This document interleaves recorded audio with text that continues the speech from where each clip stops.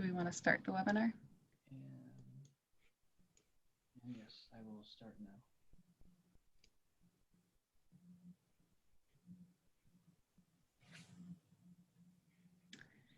Hello, everyone, and welcome to our 26th annual First Virtual Alzheimer's Day event. We will get started shortly, but just a few housekeeping rules. If you could please put questions into the Q&A box, which you will see on your toolbar for those viewing this event on your computer, tablet, or phone's mobile application. Only our moderators will be able to see these questions and will pose the questions to our speakers during the designated Q&A. Feel free to submit a question during any portion of the event. You do not need to wait for the Q&A portion. We will have two segments of this event. First will be our Mendelssohn lecture with Dr. Sandra Weintraub, along with 4 research presentations from our community, and the first Q&A will follow that. We will then share our Different Faces of Dementia panel, followed by the second Q&A. For any questions not answered, we will do our best to collect answers from our panelists and share on our website. Please note our webinar is being recorded and streamed to Facebook Live and can be viewed there anytime after the event. With that, I would like to turn it over to Dr. Mesulam. Thank you, Lisa, for this wonderful organization of this event. And good afternoon to everyone. I must confess that when I was giving my introductory remarks to the first Alzheimer Day 25 years ago, it would never have occurred, even to my wildest imagination, that the 26th event would be virtual. But these are unusual times, and I don't need to remind you that we're still in the midst of the deadliest pandemic that this planet has seen in 100 years. And in addition to that, we are in the midst of a societal upheaval triggered by completely unacceptable acts of racial injustice and disregard for human dignity. And we're also rapidly approaching what may turn out to be the most divisive presidential election in recent memory. So given all this, if I were to shift gears and start to tell you about all the good things that are happening in our center, I'm sure I would be accused of being very tone deaf.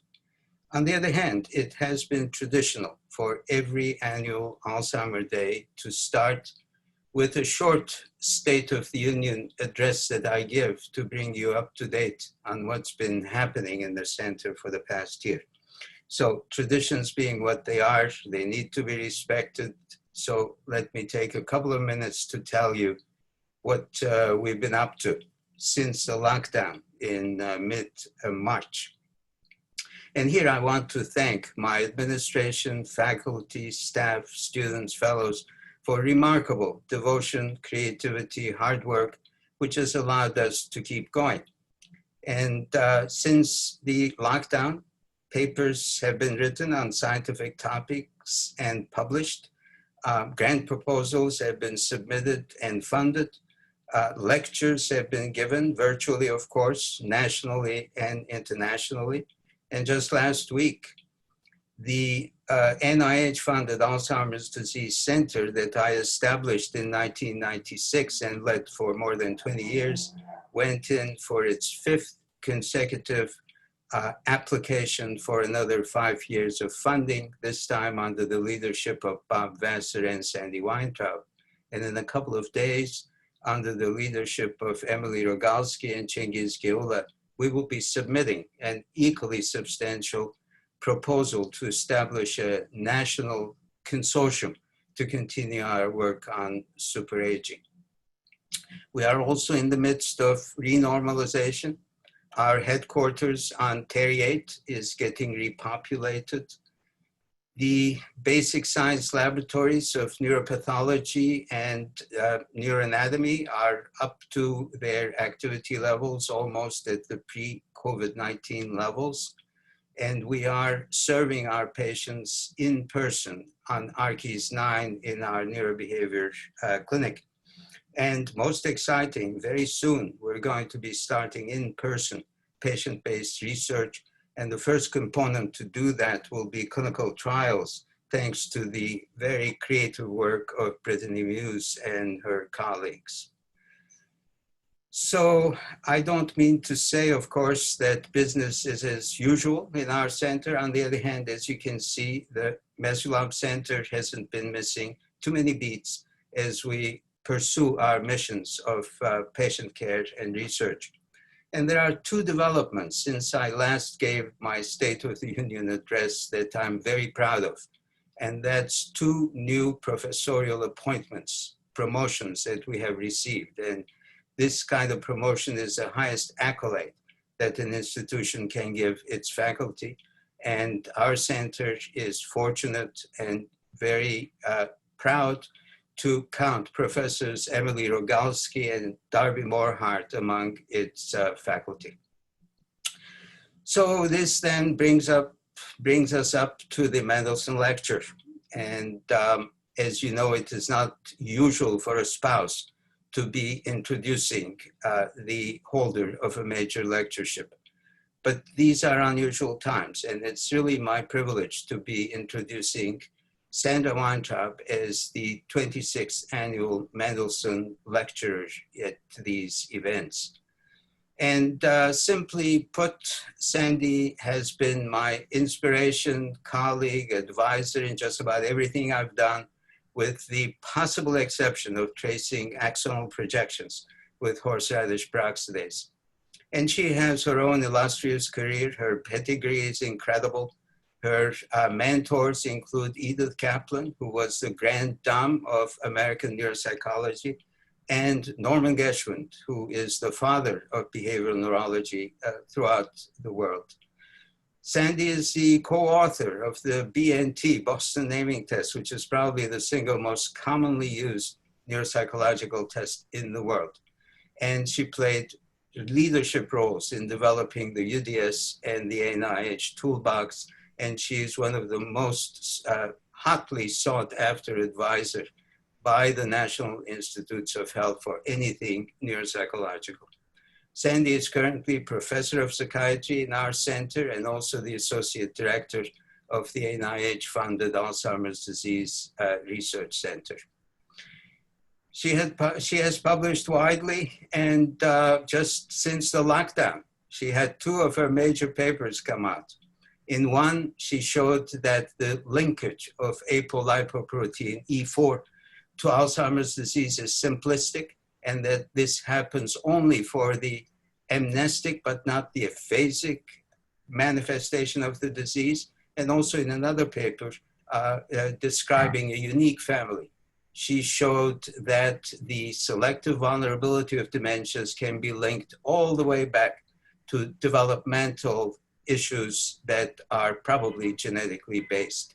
And these two papers will have important implications for understanding the heterogeneity of dementias.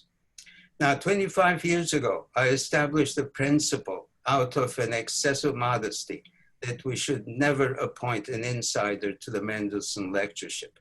And I can't think of anyone more deserving than Sandy to break this rule and to be our first insider to be given the Mendelssohn Lecture. So let's then welcome Sandy to be the 26th Annual Mendelssohn Lecturer. Thank you for that breathtaking introduction. I'm going to start by sharing my screen. I hope I can do that very easily.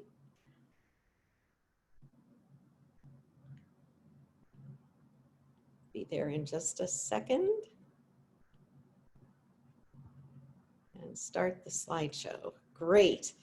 So let me welcome all of you. I'm overwhelmed. I think we were told there were over 500 people attending this virtual meeting. And as you know, it's kind of unusual for us to be doing this virtually because we are usually in a very big room and with a lot of people and posters. So welcome everybody. I'm going to be talking about cognition and brain aging research advances at Northwestern. And I want to just thank so much the supporters of this lectureship, good friends, Linda and Bob Mendelssohn and the whole Mendelssohn family.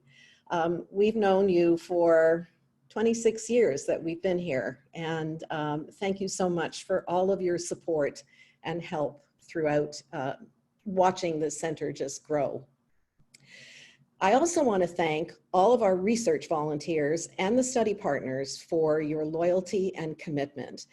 This Alzheimer's Disease Day is really dedicated to all of you who support our research, as well as the scientists who carry it out. This is just a reminiscence of last year's Alzheimer's Day. You can see that there were a very large number of attendees on the Feinberg 3 conference room, and we were very fortunate to be entertained by the Memory Voices choir on the lower right. I thought I would tell you a little bit about the Mesulam Center and then talk about really some of the major scientific contributions that we've made over the years. The mission of the center is to understand the neurobiology of brain aging and dementias, to identify the networks of cognitive brain function that are affected by neurodegenerative brain diseases. So we want to understand how different parts of the brain are, as Dr. Mesulam said, vulnerable to these diseases in different people. And we want to develop interventions that make our patients and families the beneficiaries of these research developments. So it's not just enough to do the research, we want to make sure that people benefit from it. The Mesulam Center contains a number of components. We have clinical services at the Northwestern Medicine, where we have a neurobehavior and memory clinic for diagnosis, treatment, and management. We have a number of different research laboratories, all under the same roof, in basic and cognitive neuroscience.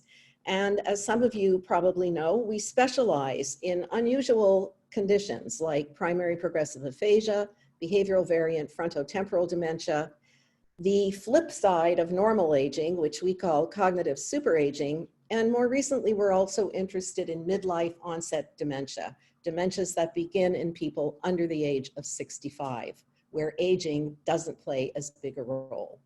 We have multidisciplinary training programs, and we bring neurologists, neuropsychologists, neuroscientists, social workers, graduates, postgraduates, all into the same space so they can all learn from each other right from the beginning.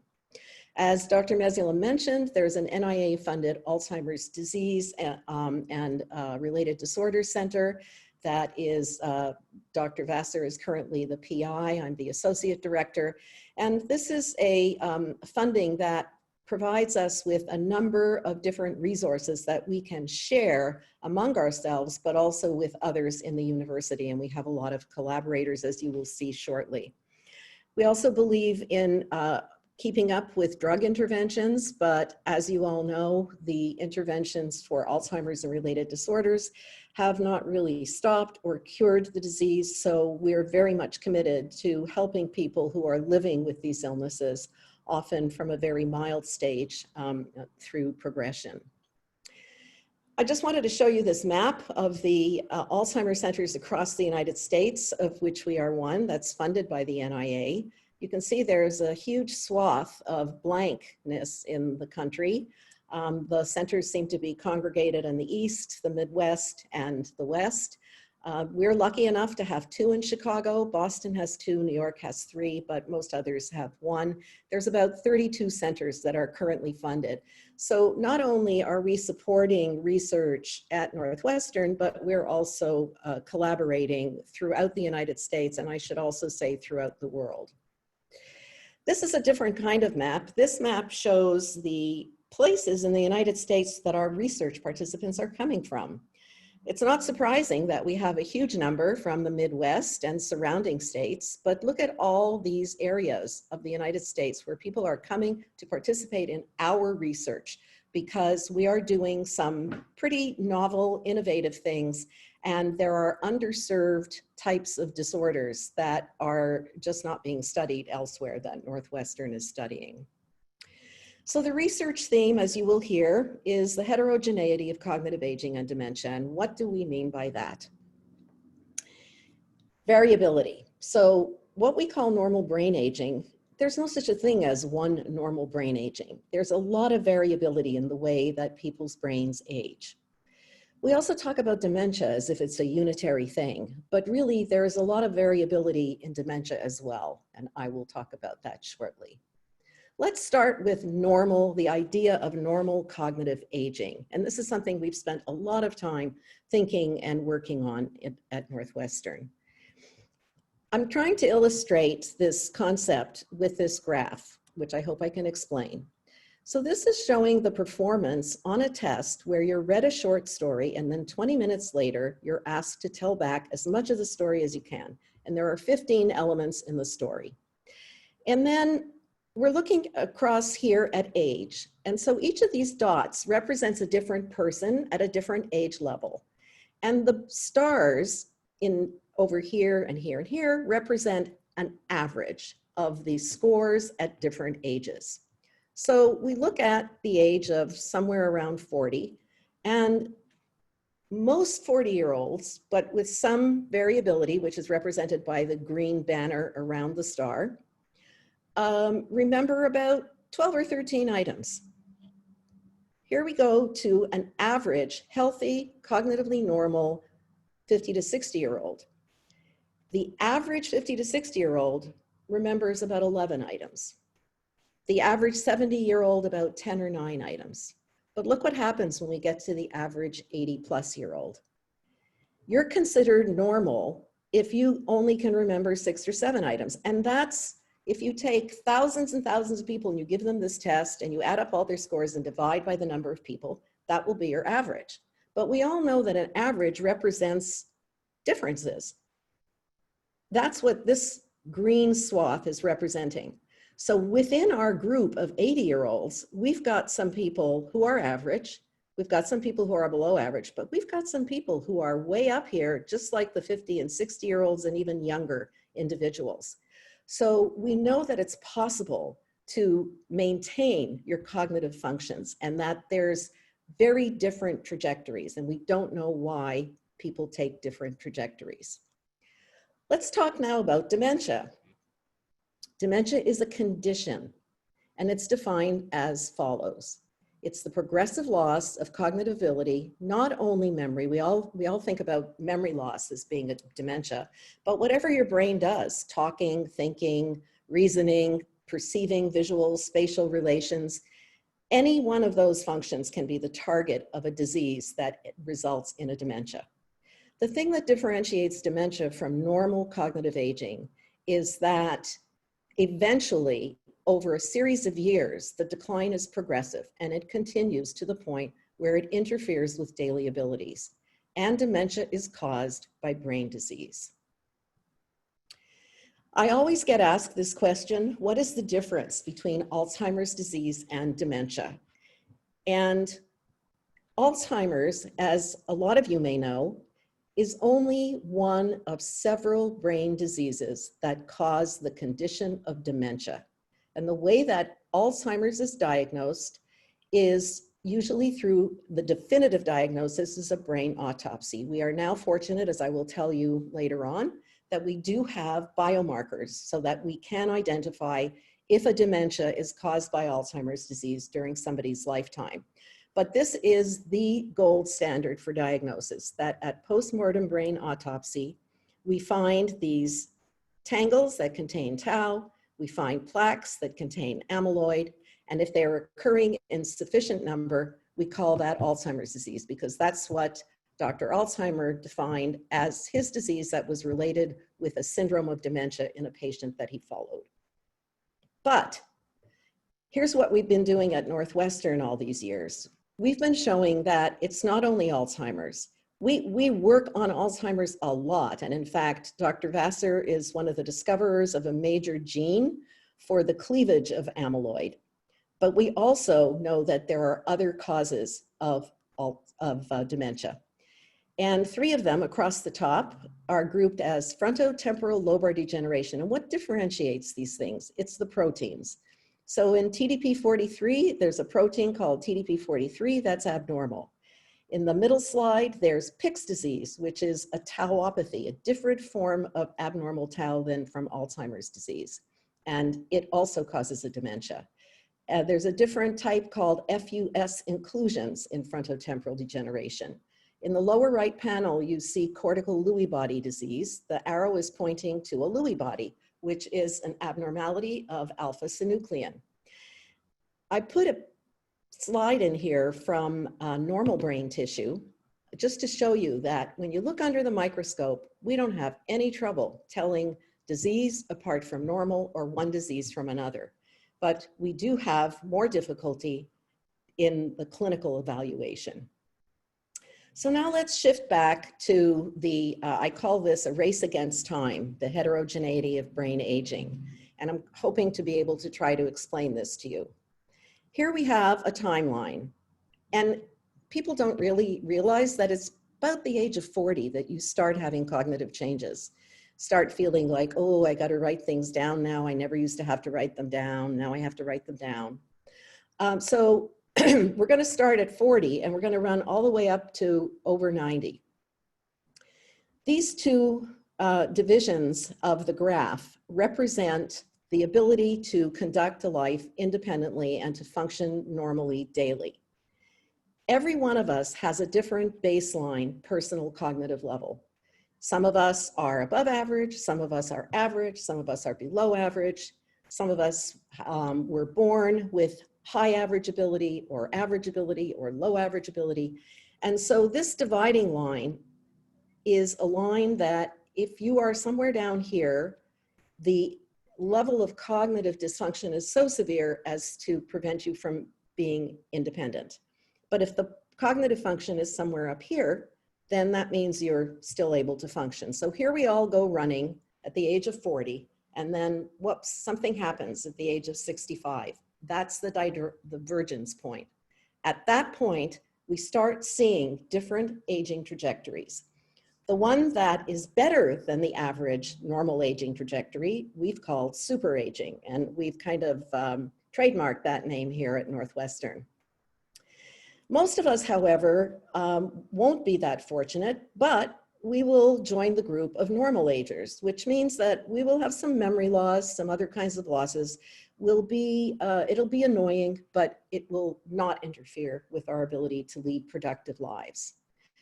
Research has taught us that away from this normal aging group, another group breaks away that is said to have mild cognitive impairment. And mild cognitive impairment consists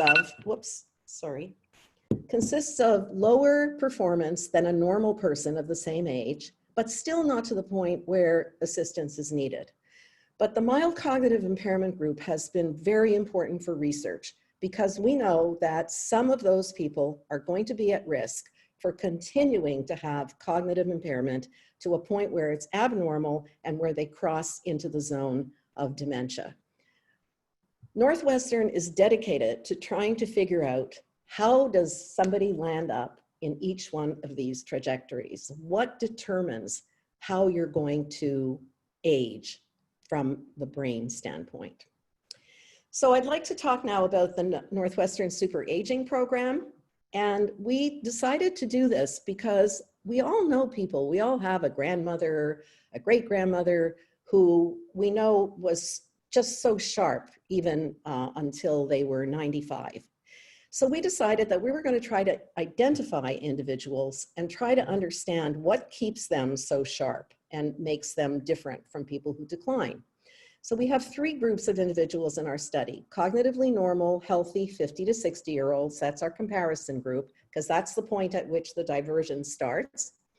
Cognitively normal, healthy 80-year-olds is that, and if you remember from the graph I showed you, those normal 80-year-olds have already lost a lot, even being normal if you compare them to a 40-year-old, but they're still normal for their age. And then our super agers who are over 80 years old, at least 80 years old, but when we test their memory function, they have to score at the same level as somebody 20 to 30 years younger. So that means they have super memory function for their age. One of the things we discovered, we wanted to try to understand, what is it in the brain that allows superagers to be super? So in one study, we did MRI scans where we compared normal 80-year-olds. These are people who are not having any problem, they don't have dementia or mild cognitive impairment, and we compared them to average middle-aged individuals. And we did MRI scans. And here's what we found. This is a picture of the brain from the left side. It's an MRI scan. This is the eye, the back of the head. And the yellow and red areas are showing areas of atrophy. What is atrophy? Atrophy is shrinkage, brain shrinkage. We know, this is not new, we know that people lose brain tissue on average as they get older. But what was really astonishing to us, and so you can see there's a lot of atrophy over the whole brain when you compare a normal 83-year-old to a normal 57-year-old. But when we compared our superagers to our average middle-aged sample, we saw no atrophy. And in fact, we saw an area in the middle of the brain that was even a little bit thicker than in younger people. So this was a clue to us that we're talking about a biological phenomenon. This is not just somebody having a high education or getting a lot of opportunities to learn things. This is a biological construct. This is another study that was just recently published by Dr. Geffen and her colleagues, showing differences in the brains of individuals who during their lifetime were superagers or normal agers or young middle-aged people. And in our studies, we follow people for years and years and years and years, and many of them donate their brain at the time of death, which is enormously helpful to us to understand what is it in the brain of somebody who can retain their functions that is different from somebody who has more of the normal age-related loss. So Dr. Geffen and her group studied microglia. Microglia are cells in the brain that respond to inflammation. The brain does not like foreign particles. So when amyloid starts creeping in, the microglia start getting activated and they want to get rid of the amyloid. Sometimes they're not, they lose sometimes, most of the time. But in this study, what they showed was that if you look at the brain, if you look at microglia, which are these little squiggly brown things, in the brains of superagers, young middle-aged individuals, and normal, cognitively healthy older people, we see there's much more microglia in the normal person, and the superager really here does not differ from the young person. The young and the old differ, the old normal and the superagers differ, but the superagers seem to have a younger brain.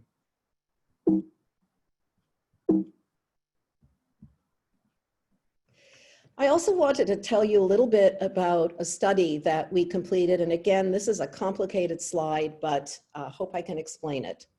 We have the left side of the brain over here. And this is a study where a method called transcranial magnetic stimulation, which is just what it sounds like. You apply a little magnet to the surface of the skull over a brain region shown over here in the parietal lobe. And the magnet transfers current through the cells underneath, which are then capable of activating healthy brain cells.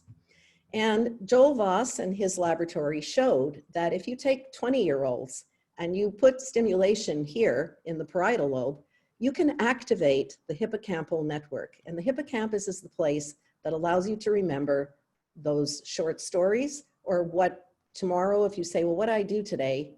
This is going to help you remember what you were doing at this time. And so what he was interested in was, well, if we could do this in young people, can we possibly do this in older people? And can we have an impact on how much they're able to remember? Because as we know, older people remember less. Could we give them stimulation and make them remember more? The answer is yes. So with older adults, 65 and older, and these are cognitively healthy people, we found two things. One, we were able to increase the activity of the hippocampus by stimulating here, but more importantly, we were also able, this is a bar showing how many items from a word list they could remember when they were stimulated versus when there was a placebo stimulation. And what's really important is that there's different ways to remember things. So you can either remember it on your own, or somebody can say, well, did you see this or this? That's recognition. We showed that there was a significant impact on your spontaneous recall and not on your recognition. Here's another complicated picture. So I'm trying to sort of give you the big picture about cognitive aging. And this is really with respect only to Alzheimer's disease, because we do not know this for the other diseases that cause dementia. This is a graph that was obtained after many, many, many years of a study called Alzheimer's Disease Neuroimaging Initiative, or ADNI. And Northwestern is a participant. I think there are maybe 90 ADNI sites around the world. And what they did was to take individuals who were cognitively normal, or what we're calling pre-symptomatic, because they're not showing any sign of cognitive problem, and follow them for years and years and years and years. Some of them developed dementia, some of them did not.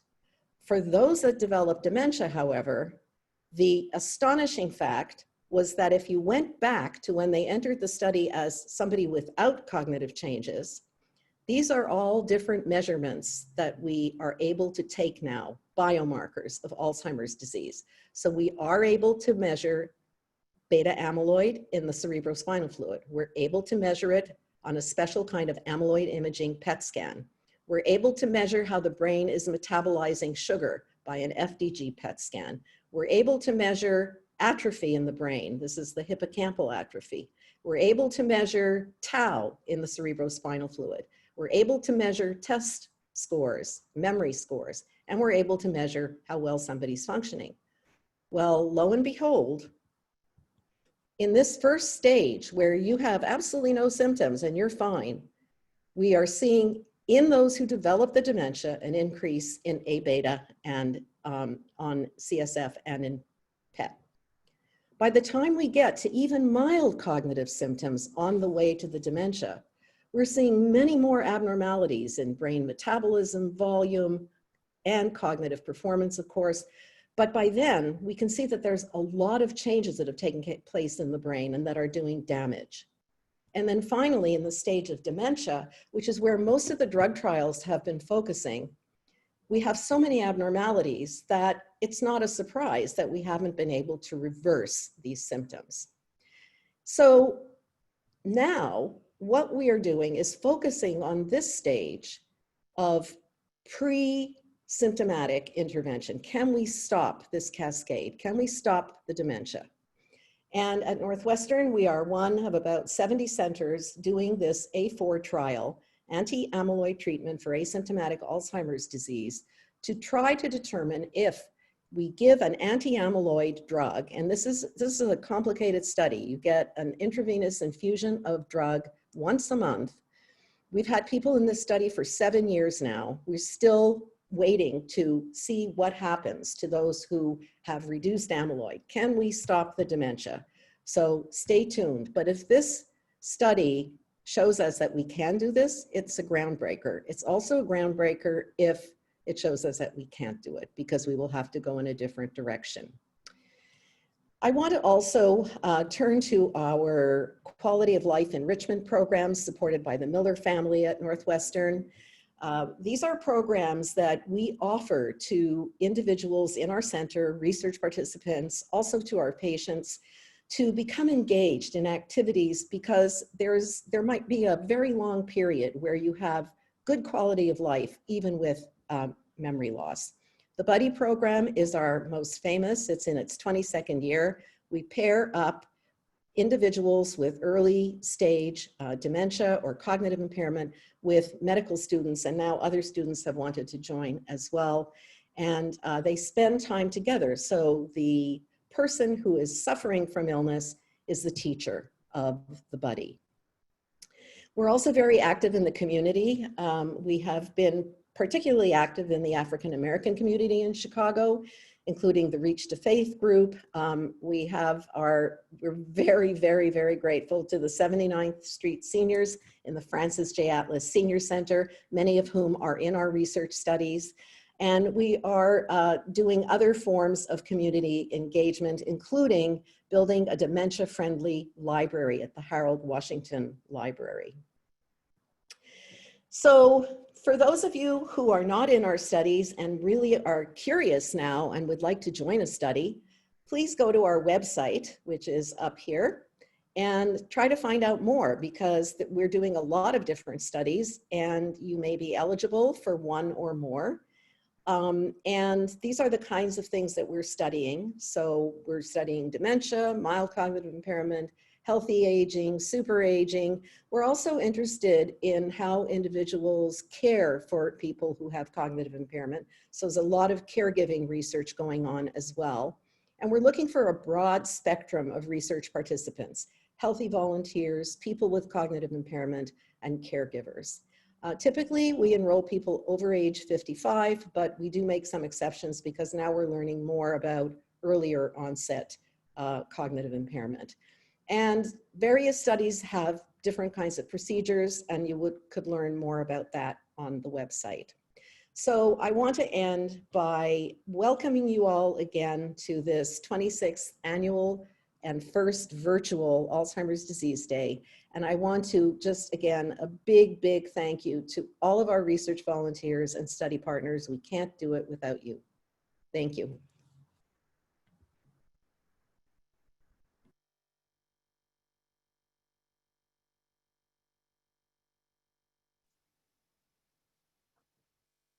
Great, thank you so much, Dr. Weintraub. And now I'm going to introduce Dr. John Dusterhoft, who will be moderating the next portion of our event.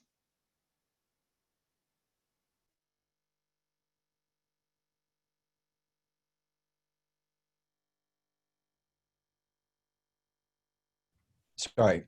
Good afternoon. I'm John Dusterhoft. I'm a professor in the Department of Physiology. I direct the pilot program in the Mesolimb Center. And I have the pleasure of introducing, we're going to have 4 talks this afternoon that have been video recorded. Following that, we'll have a question session, both for Dr. Weintraub, who just gave a wonderful lecture, as well as for our 4 shorter talks that are happening right now. Our first presentations are going to summarize updates on projects that are supported by our Alzheimer's Disease Center pilot awards that were given in 2019, about a year ago. So the 2019-2020 awardees, who are Dr. Tristano Pancani from the Department of Physiology, and he's going to discuss progress on his project, Mitochondrial Vulnerability of Basal Forebrain Cholinergic Neurons in Synucleinopathies. And then secondly, Dr. Katerina Graton from the Department of Psychiatry will discuss her work on precision scanning of functional brain networks in older adults. Now, each year at the annual Alzheimer's Day, we have and give a prize, the Carl Duncan Prize, for the best poster or abstract for the best poster that is submitted. This year we had more than 40 abstracts submitted, and our review panel actually gave tied in its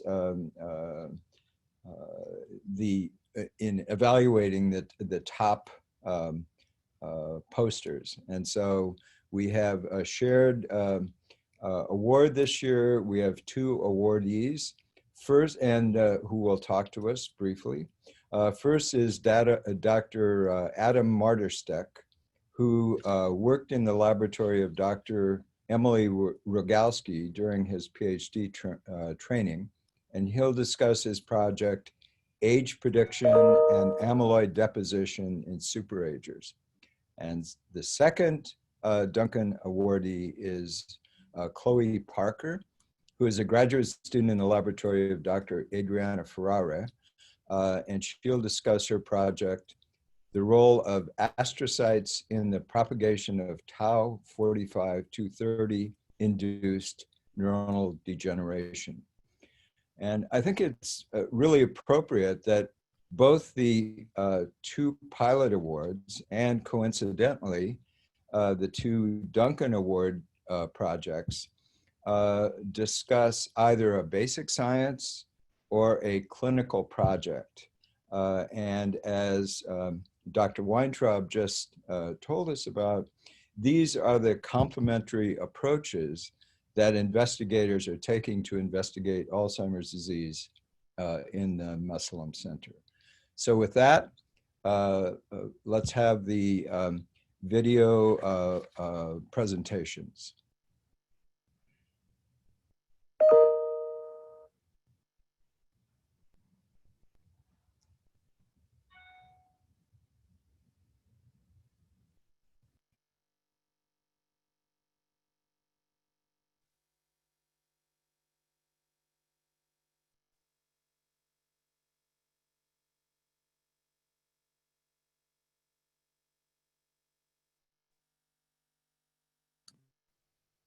Sandra Weintraub, and I work in the Department of Physiology. First and foremost, I would like to take this chance to thank all of you for giving me this opportunity to start a new scientific journey for me. It has been a very productive and interesting year for me. My proposal was originally aimed at gaining a better understanding of the mechanism underlying the selective vulnerability of basal forebrain cholinergic neurons, specifically in aging and Alzheimer's disease. These neurons, that I'm calling BFCNs from now on, provide a rich cholinergic innervation to cortical region of the brain and are lost in AD and related dementia. So we asked ourselves why these neurons are so vulnerable in AD and related dementia, also in age-associated diseases. They have a long and highly branched axon. They show tonic pacemaking inactivity, and they have a vast number of acetylcholine release sites. All of these features, they require high bioenergetic activity from these neurons and high proteostatic activity from these neurons. So the combination of these factors actually could, and even in the absence of disease, could pose a significant bioenergetic burden on these neurons, rendering them exceptionally vulnerable to the decline of bioenergetic capacity that we see in aging and Alzheimer's disease. Aside from long axons, these neurons, they also display pacemaking activity, which is associated with a phase-locked cytosolic calcium oscillation, as you see in this figure. See, each action potential is accompanied by temporary increases in calcium in the cytoplasm of these cells. We measure these using 2-photon microscopy and conventional electrophysiology, loading the cell with a calcium indicator, Pura2 in this case. We hypothesize that these calcium oscillation, they reflect a feed-forward control of mitochondrial oxidative phosphorylation and acetylcholine production. But unfortunately, this mechanism is known to increase calcium in the mitochondria and also reactive oxygen species in mitochondria in this case. In the long run, this mechanism, even in the absence of the disease, might result in irreversible damage to the mitochondria and to the mitochondrial DNA, leading to mitochondrial dysfunction. And in fact, we measure mitochondrial oxidative stress using a redox sensor, ROGFP, targeted to the mitochondria, MitoROGFP, like you see in this slide here. And we found that these cells, BFCNs, they display a 40% relative oxidative stress, similar to what we see in dopaminergic neuron and contrary to what we see in cholinergic neurons in the striatum, they show really low oxidative stress. And accordingly, with our hypothesis, mitochondrial oxidation reduced blocking L-type voltage-gated calcium channels with isradipine, like in this case, blocking ryanodine receptors with the HBB, and also blocking firing in these neurons, as you see here. And interestingly, in this oxidative stress in these neurons, in the mitochondria, is actually increased in aging, as you see here. These are experiments with 16-month-old mice. These were about 5 months of age. In conclusion, we think that several physiological features of these neurons, they make them prone to the changes and alteration that we see in aging and Alzheimer's disease. Thank you very much. I'll see you soon. Hello, my name is Dr. Katerina Graton, and I'm an assistant professor in the Psychology and Neurology departments here at Northwestern University. It's my pleasure to be here today to tell you a little bit about the research that's going on in my lab. In particular, today, I'd like to tell you about one line of research we've been conducting to look at brain networks and how they differ between people and how they change over time. Brain networks are sets of brain regions with common functions that are strongly interconnected. We are interested in looking at how their organization varies and relates to variations in behavior. This question is prompted by the observation that our cognitive abilities change over the course of the lifespan, which is especially pronounced for tasks related to fluid executive control functions, shown here in the bluish colors, relative to more static crystallized knowledge, shown in the redder colors. This is also mirrored by a decline in the integrity of functional brain networks, especially those related to higher level functions, such as executive function or cognitive control.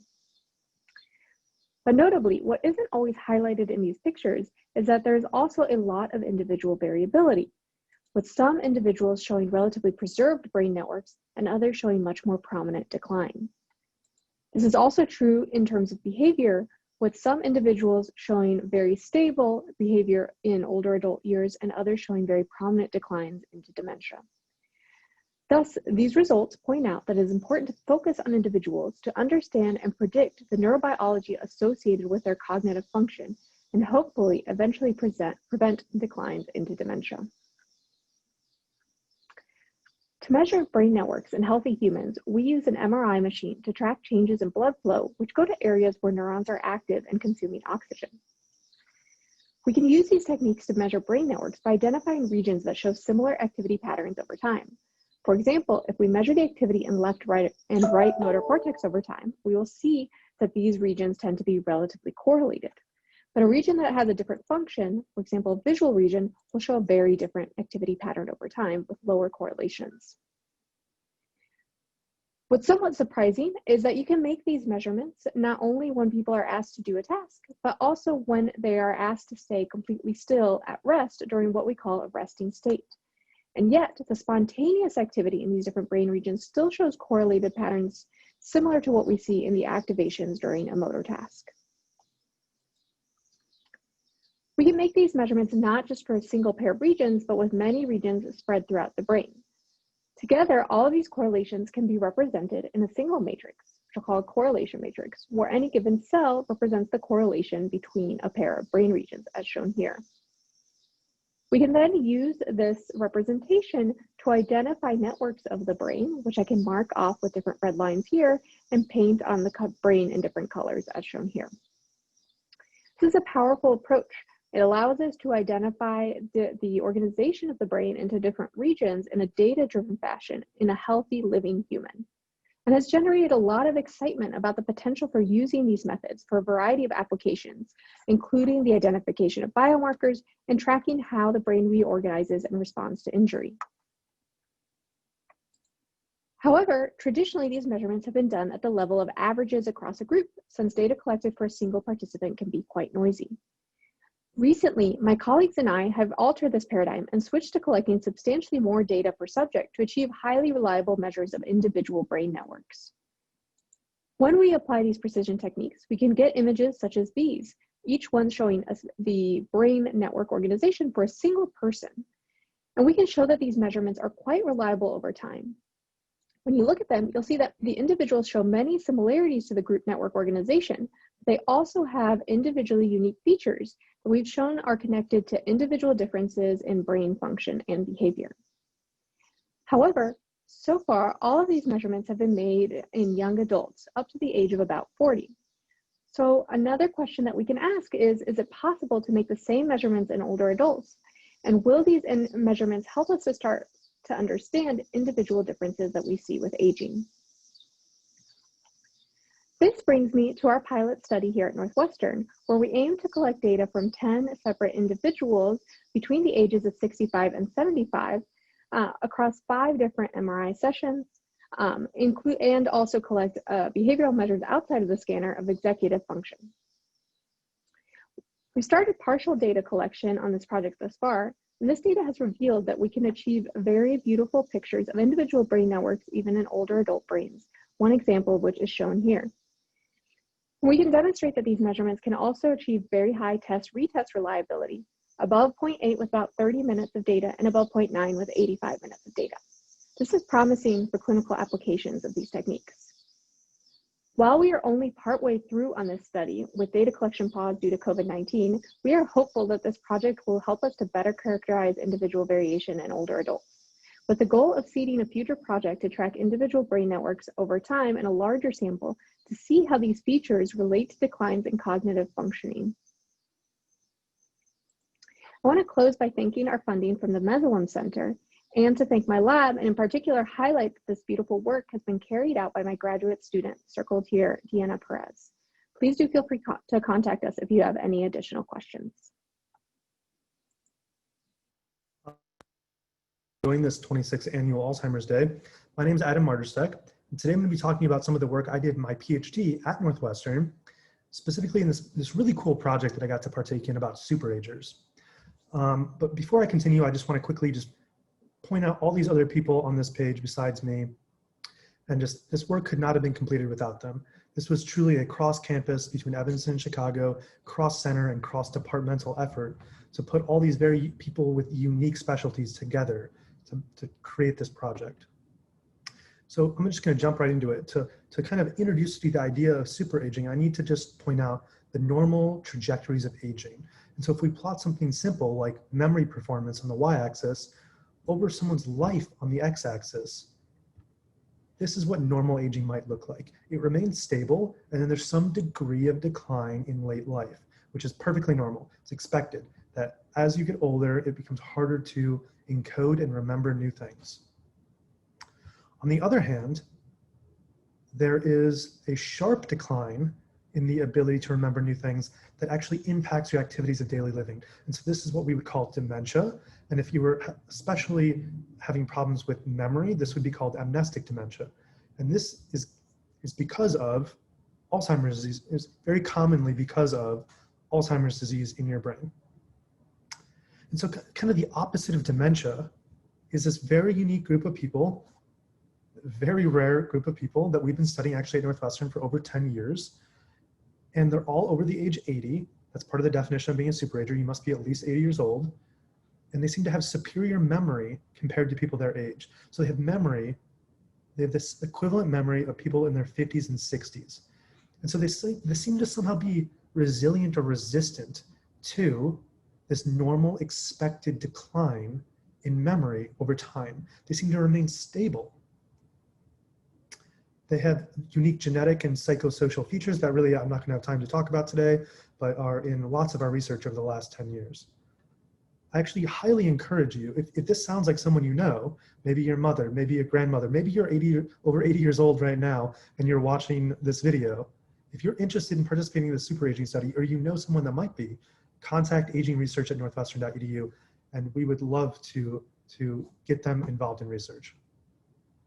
The next thing I need to talk to you about is the shape of your brain. And I'm sure if you're here, if you're watching this Alzheimer's Day today, you probably already know what a brain looks like. But I just want to tell you that maybe you might not know that your brain shape actually changes over time as you age. And it's these gyri and sulci in the brain that change, that we can actually visibly see change. And so because the brain is a lot like a crumpled up sheet of paper that's been fit into a small box, these gyri and sulci, like the folds of a piece of paper, start to actually widen as you lose the tiny connections between neurons called synapses, or the neurons themselves shrink in size.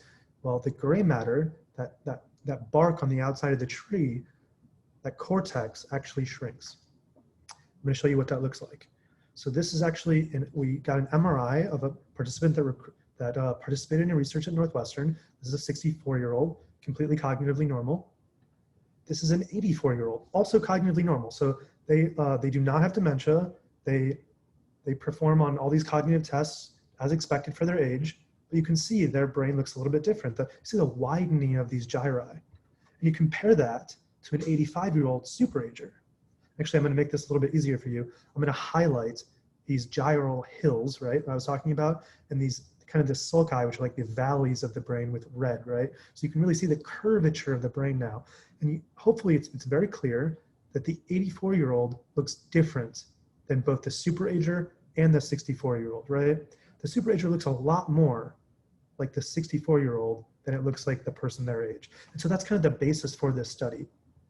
What we did was we took 11 superagers that had received an MRI, and we used a computer software that would reconstruct what their brain would look like. And then we trained this very fancy algorithm called a convolutional neural network that when given the shape of a brain, it gives us back their expected age. So it's an age predictor. And so actually this is this very fancy technology that is now being used to train autonomous cars. It's very good at visual recognition. It can like spot, it spots a pedestrian, or it spots, a stop sign or a red, yellow, green light. And so we use this very fancy software to instead just tell us how old it thinks this brain is. And the hypothesis is that when we calculate this thing called the brain age gap, which is your predicted minus your chronologic age, that superagers would look younger than their actual chronologic age. And that's what we found. So if you look at these 11 superagers, all of them except that one person at the very top centered near 0, so 10 out of 11 of them, their brains all look 10 years younger than they actually are. And so on average in the whole group, on average the 11 superagers look 20 years younger than their actual real chronologic age. And so kind of this hypothesis has been supported that superagers' brains really do look younger. And I just said that, all except one superager had a younger looking brain. And I'm a part of the Frontal lab here at Northwestern. I will be presenting on the role of astrocytes in the propagation of tau 45 to 230 induced neural degeneration. The Frontal lab identified a 17 kilodalton tau fragment that is generated by a mechanism that causes calpain activation, which then cleaves tau, creating the neurotoxic tau 45 to 230 fragment in figure 1. After acquiring AD and age-matched control brain tissue samples, we were able to see that the tau fragment is present in the brain tissue of AD subjects, figure 2. Immunocytochemistry on these subjects with a tau 45 to 230 antibody previously created in our lab showed that there was a robust tau 45 to 230 staining present in degenerating large pyramidal neurons in the AD subjects, figure 3b, and intense tau 45 to 230 immunoreactivity in what appeared to be astrocytes in AD subjects, figure 3c. To confirm that these were astrocytes, we double stained in GFAP and tau 45 to 230 antibodies. We saw colocalization in many of the astrocytes present in AD subjects, illustrating that in the presence of this tau fragment, both neurons and astrocytes seem to be affected, figure 4. This led us to our hypothesis that the accumulation of tau 45 to 230 in astrocytes induces a gain of astrocyte neurotoxic functions, contributing to the progression of the disease process. Using cultured astrocytes, we focused on looking at 3 main areas of change: morphological, structural, and functional. To look at morphology, we transfected astrocytes with tau 45 to 230 GFP created in our lab and quantified the size of cell bodies, the length and number of processes extended by these transfected astrocytes compared to control astrocytes. In figure 5, A through C show control astrocytes. D through F show transfected astrocytes. We double stained the astrocytes with GFAP red and GFP green. Control astrocytes had a fibroblast-like morphology with few processes extending from their and showed faint GFAP immunoreactivity. The transfected astrocytes have multiple extended processes and are highly immunoreactive for tau 45 to 230 GFP. The cell bodies of these astrocytes were also intensely GFAP labeled. To study this structure, we looked at several cytoskeletal proteins known to change in reactive astrocytes like GFAP and vimentin. Using quantitative Western blot analysis, we found that in transfected astrocytes, there is significant increase in GFAP when compared to control astrocytes, figure 6. Lastly, we wanted to see what functional changes occur in astrocytes in the presence of the tau fragment. To study this, we performed qPCR experiments to compare the expression of cytokines known to be upregulated in reactive astrocytes. We found that the tau fragment induced a significant upregulation of the expression of these cytokines as compared to control astrocytes, figure 7. In conclusion, this suggests that the tau 45 to 230 accumulates in astrocytes and that it plays a role in the activation of astrocytes in context of neurodegenerative diseases. We would like to acknowledge the brain banks at the Mesulam Center and the Columbia University and NIH. Thank you.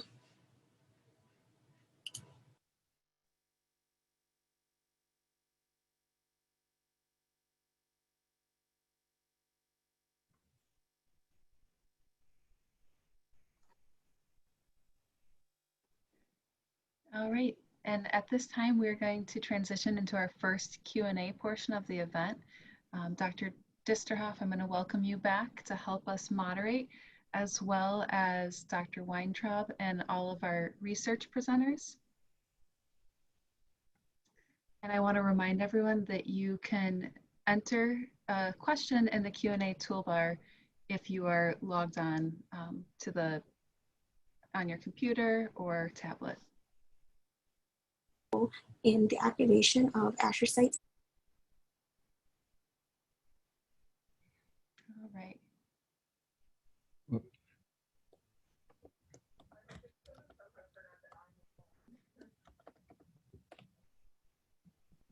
Dr. Dusterhoft, can I have you join us? Yes, I'm trying to do that. Whoop.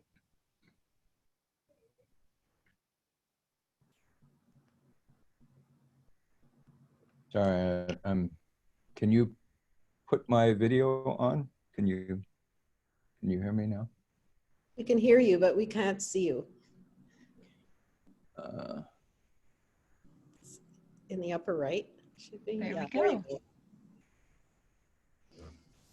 All right. So it looks like we're getting quite a few questions. Thank you everyone for submitting your questions.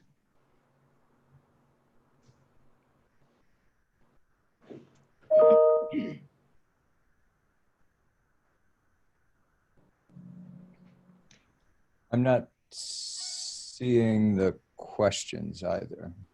Okay. In our Q&A box, I think the first question is for Dr. Weintraub, and it says, can you not see tangles through any type of current neuroimaging? Can you hear me? Yes. Yes, you absolutely can. I left out tau PET imaging. We have been, for many years, we've been using amyloid imaging, and tau PET is a relative newcomer. Maybe Adam, you might want to say something about the tau imaging ligands. Sure. Phone a friend.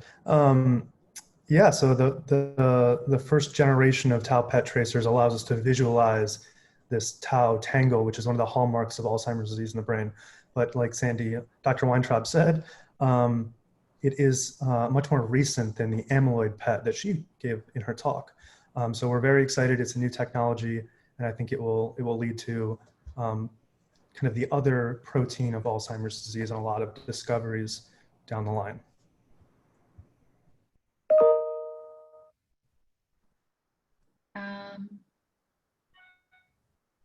Let's see. We did have somebody ask a question about what is the email for volunteering for a study? And I did put in the chat feature the link that you could sign up to join our registry. And by joining our registry, if you are eligible for any of our studies now or in the future, one of our research participants will reach out to you. So there's another question, I think, for Dr. Weintraub. Does depression play a role in presenting as dementia? Or what is the role of depression in dementia? Yeah, that's a really excellent question. And it's a complicated answer.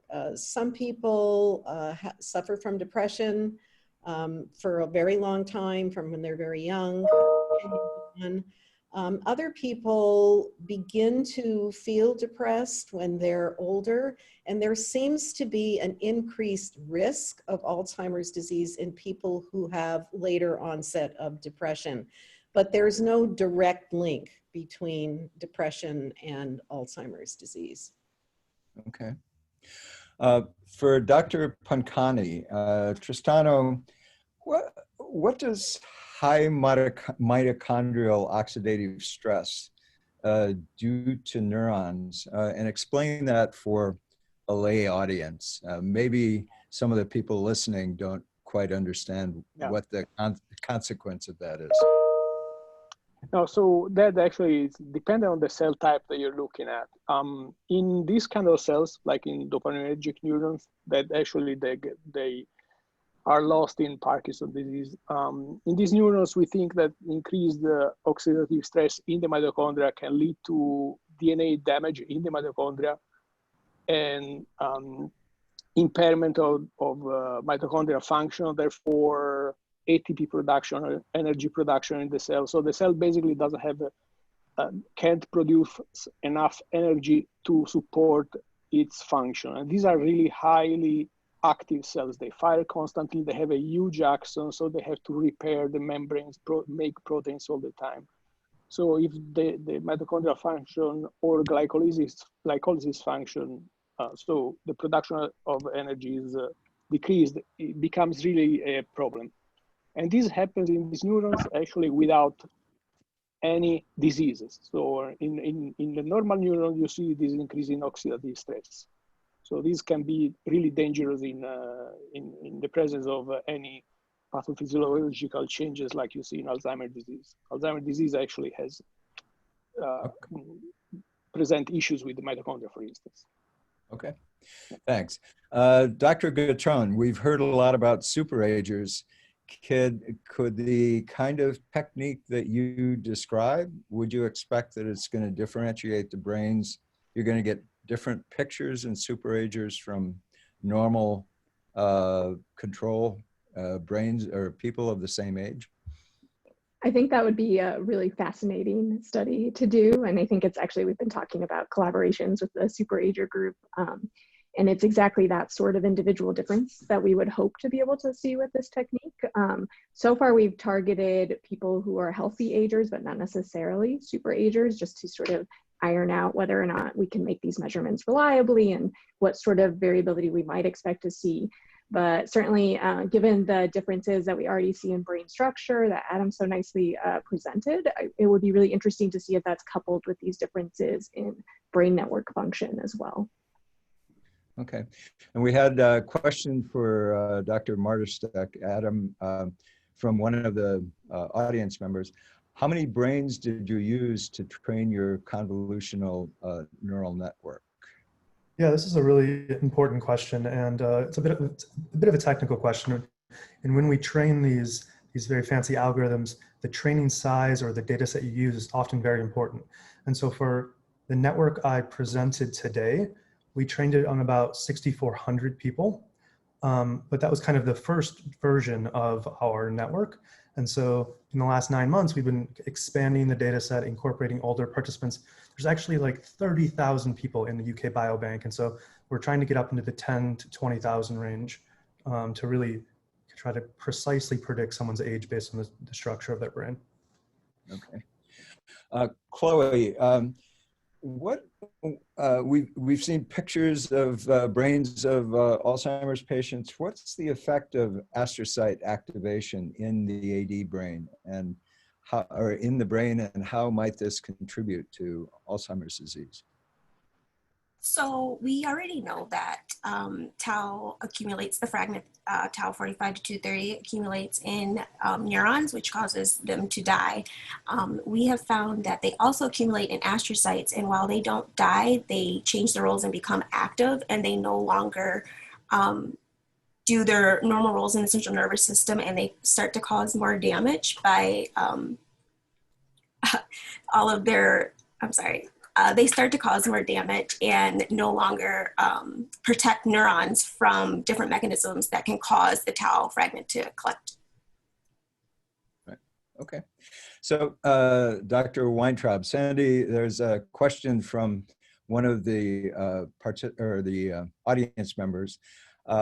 I noticed that some of the ages of study participants taper off around 80 to 85.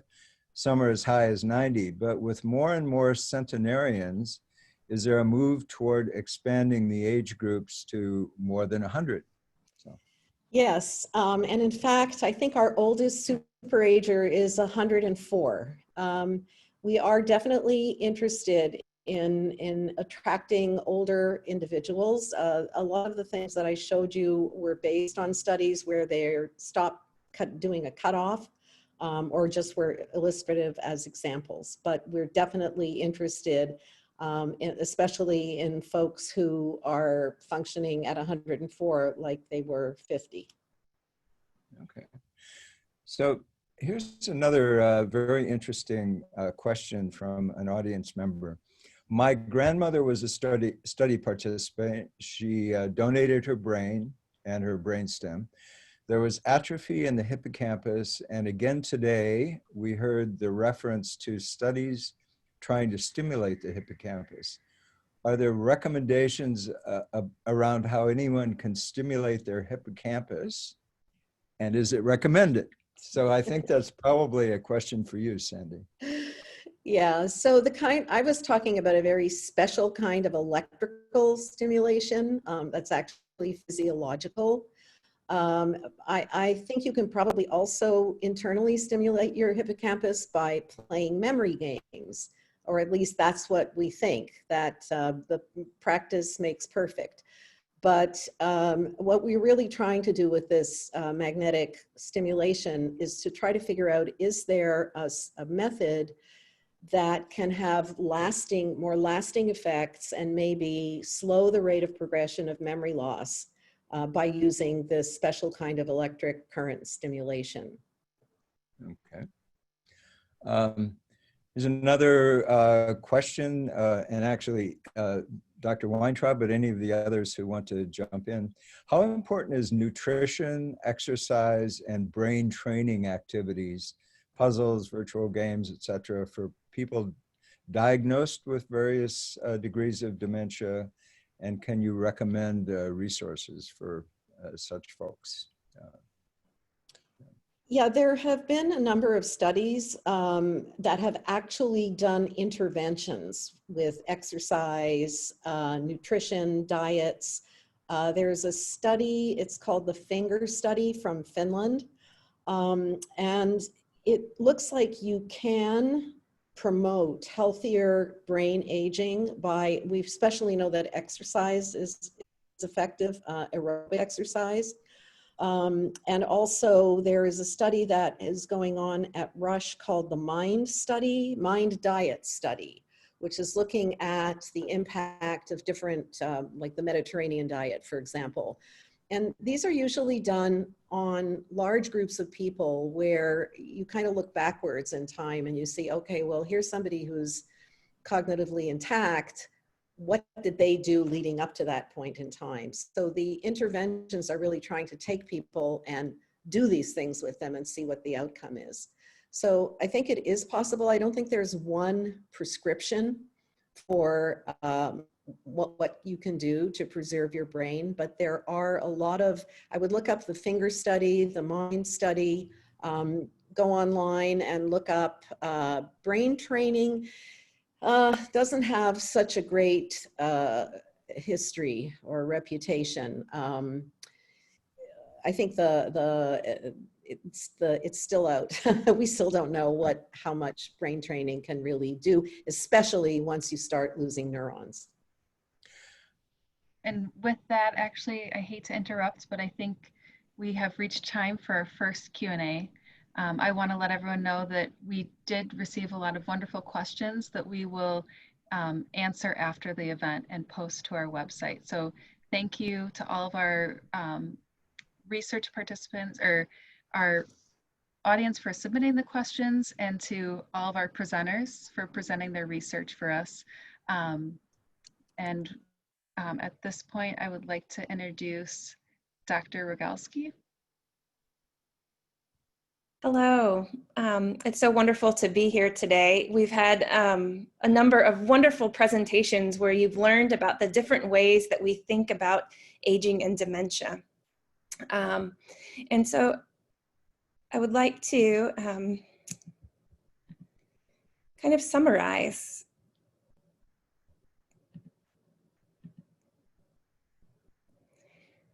As you've learned, we learn the center is focused on the heterogeneity of aging and dementia, and Dr. Weintraub's talk really highlighted that heterogeneity. And if I was to summarize it in a very short number of seconds, you would see that there's heterogeneity in multiple ways. There's heterogeneity in the clinical symptoms that individuals experience.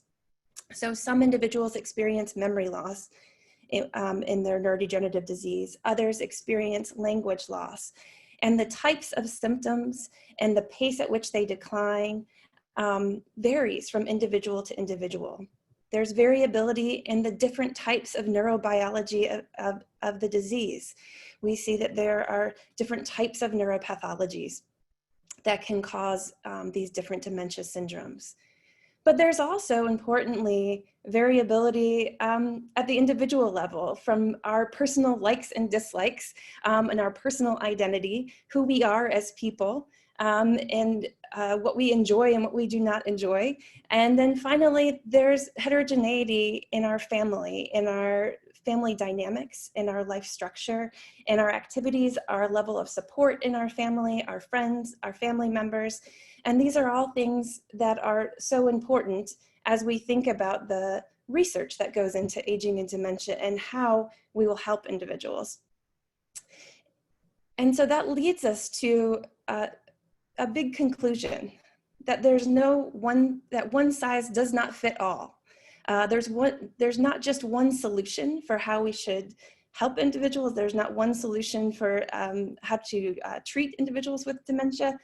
And so when we think about this at the Mesulam Center, we approach this from from two different dementias. From the care standpoint of view, we understand that it takes a care team, not just one person on your care team, but many. There will be clinicians, there will be, and the clinicians will range from neuropsychologists to neurologists to social worker, but then there are all kinds of other individuals who might be critical members to your care team.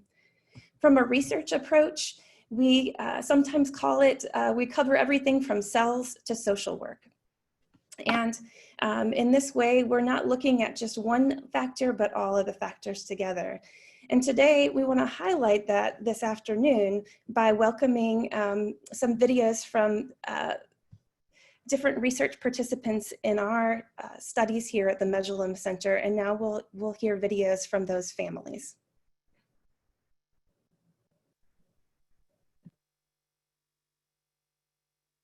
Kathy and Dave, it's good to see you. Hello, it's good to see you again too. Yeah, thank you for participating in our 26th Annual Alzheimer Day. We really appreciate your being here. You're very welcome. So maybe to get us started, would you please introduce yourself and tell us a little bit about yourself and the diagnosis that you received? All righty.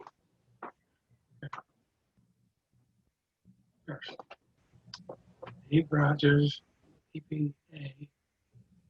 Your diagnosis is primary progressive aphasia. Kathy Rogers, his wife. Dave was diagnosed when you were 49 years old, and he is now 56, so we're a couple of years in. And Dave was a contractor. When he was working, he was a commercial contractor, and I have been actually the executive director of an elder care company. Okay. And what led to you seeking a diagnosis? What was happening that led you to do that? Words. Say it a little louder. Trouble with words. He had trouble with words. He had trouble finding words, trouble with ideas that he was trying to put together into words. And it really alerted us when it wasn't just nouns. Everybody forgets the names of things, but he was forgetting verbs and adjectives. And that's what sent up a red flag. What would you say supports you both in living your best with PPA? All right, Dave, this question. Kathy and my kids, Jordan, Mary, and David. When I asked him what supports him best, he said, Kathy and my kids. And that means a lot because we've all tried to give him all the support he can have. Other things have been a blessing. We did the communication bridge study with Northwestern, and it gave us a lot of good ideas. We used to write scripts for him. Obviously, we still do. He's reading his answers here. He used those scripts many times, especially in the earlier years when he had a lot to say and thought he would be forgetting it. His phone, he got really good with his phone. He was always good with his phone, but he got even better with it right away. He used it to go to Home Depot. He would put everything he wanted into the cart at Home Depot, and then he would go there and he would scan the SQ numbers and pull it right out and go up and pay for it. He didn't have to say a thing. So we also have an app called Let's Talk that has helped him to keep track of who belongs to who, because we have a very big family and 26 nieces and nephews. So he was forgetting which ones belong to which parents. So we use that. So there are apps out there that are beneficial. What else has helped us? What else has helped us in doing all this? Staying busy, keeping him busy has been a support, right? Yeah. Keeping you busy. Busy, yeah. Our friends and our families have been amazing. Really, they're there for us when we need that, and we need it more and more every year. Tell us a little bit more about your participation in the research and what that experience has been like. This one. Good.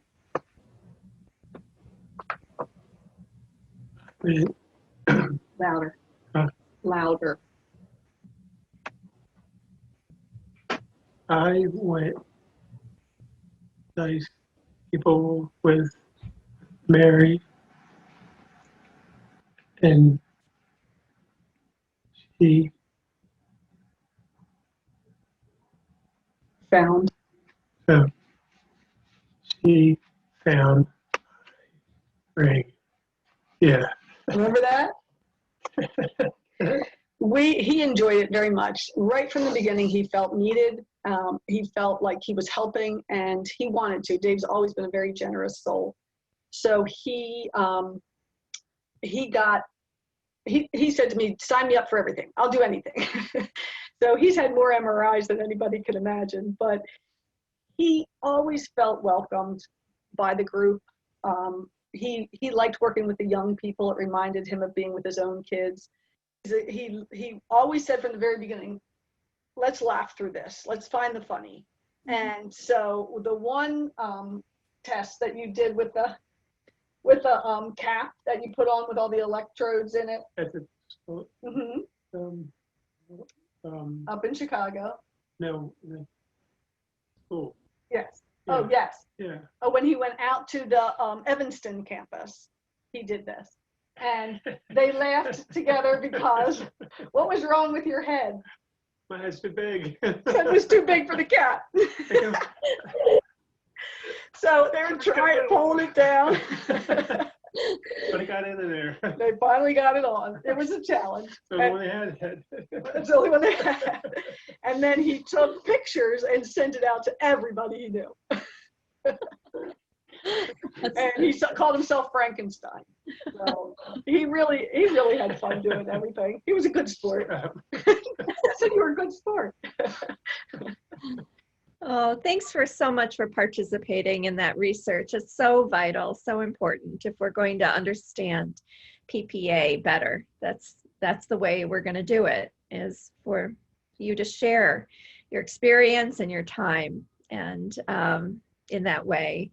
I know that we also talk about brain donation with everybody who participates in our research, and wondered if you could talk about that a bit as well. So he thought about it, and we talked about it a lot, and he decided, yes, he wanted to donate his brain. If it would help somebody, he was more than happy to do that. He came home and told everyone. He's very proud of the fact that he can do something, and that it's going to be used for many years after he's gone. That makes him feel good, makes me feel good. What advice would you give to someone who's been recently diagnosed with PPA? Right. Things. Write things down. He thinks that's very important. He wrote a lot down at the very beginning. Our kids were at the 20s and early 30s stages, and he was very afraid of not being able to be there for their weddings or not being able to speak at their weddings. So he wrote a toast to each one of his kids right away. And since then, our oldest has gotten married. And at the wedding, our youngest son read the toast because Dave could no longer read it all the way through.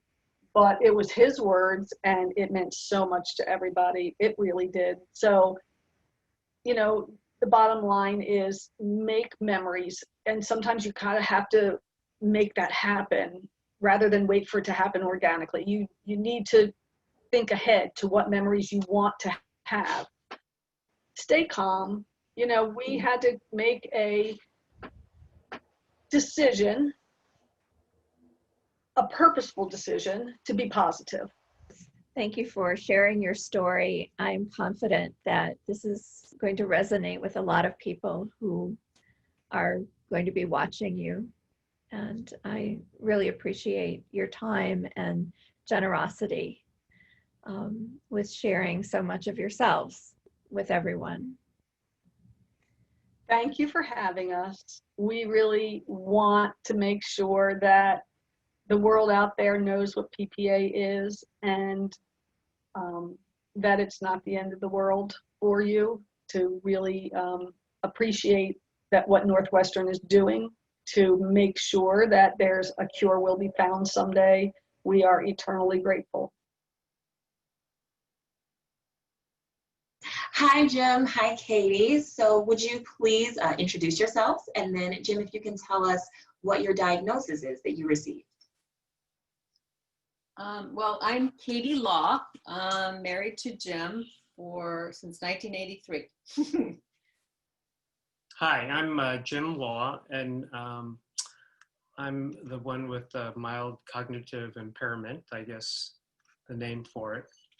And I'm 66 and happily married. That's good.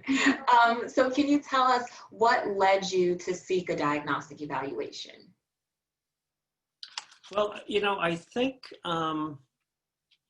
you know, just out of just the normal care and concern for health. But as I'm getting older, you know, certain things are changing, and I would say we continue to have a very robust Oh, I'm sorry. Life and activities given our age. We're mid-60s, and but for me, the memory issue is starting to take effect. What symptoms or memory concerns did you first have that led you to seek a diagnostic evaluation? What kinds of things were you noticing? The interesting thing is, you know, I certainly do have moments when my memory is working normally and effectively, but when there's too much information thrown at me, or there's too much detailed information, I may not keep track of all of it together as I used to, without, you know, writing things down. If I could step in, I think some of the things we also noticed, especially at work, it was more and more difficult to stay on task, just follow through on something. And also driving directions. I think that's when I first started to be concerned, driving with Jim, because he would do most of the driving, and just routes that we would always take all of a sudden seemed unfamiliar. what have been your biggest challenges? So individually and, you know, as a couple, what have been your biggest challenges dealing with this diagnosis? There are times, you know, to me, it feels almost predictable that if it's a slower day and there aren't too many things going on, I can manage the day's schedule and things like that. But then the more complex or layered the schedule for the day is, the little crazier it gets. Here's a good other example is, you know, I speak several languages. I speak Chinese, I speak French, and sometimes for my volunteer work for Katie as a Chicago greeter, I would take visitors around town and things like that. And I'm finding that I haven't lost any of the language recognition. Not that I'm such an expert in all those languages, but that I still feel, you know, good about being able to take someone around and speak a different language. That's great. That's amazing. So, you know, that's an interesting test to me. Yeah. You know, if I'm losing my memory in English, am I losing my memory in other ways? So my challenges, and actually our challenges as a couple, is one, just being patient. It's different, you know, life is different. We could make this a rosy picture, but it's not always a rosy picture. It can be very difficult, very upsetting, very sad. But I think what our challenge has been is to try to keep our lives as much as they were before. Patience is hard sometimes for me, to, you know, tell a story and try to go back to it, and it's just not there anymore. And those are some of the changes that I know happen, but they're hard sometimes. Being sensitive, I find that Jim's far more sensitive than he used to be, so I have to be aware of that, to be more sensitive to what's happening with him. So I think we're working through those. Our challenge is to just make sure our lives stay rich and full and similar, you know, we try to still travel when we can and do those things that we've been doing. that we enjoy doing. But knowing that it's different and adjusting to that, so. Absolutely. And so you mentioned, you know, spending time together, going on walks and continuing to travel. What else would you say supports you both living your best lives? You want to start? Well, we have a great group of friends. Friends are important. No, we have a big social life. We have a lot of friends. We have a very tight, kind of big group of friends that we've known for a long time. A long time, since we were in our 20s, and our family, our kids. You know, it's been challenging for them, but they're going through what we're going through of adjusting, and they're definitely care and are supportive. So that's been helpful. Friends, family, what do you think has been? No, I think those are actually key things for us. You know, for me, I have to find ways to stay busy. It's not something I'm used to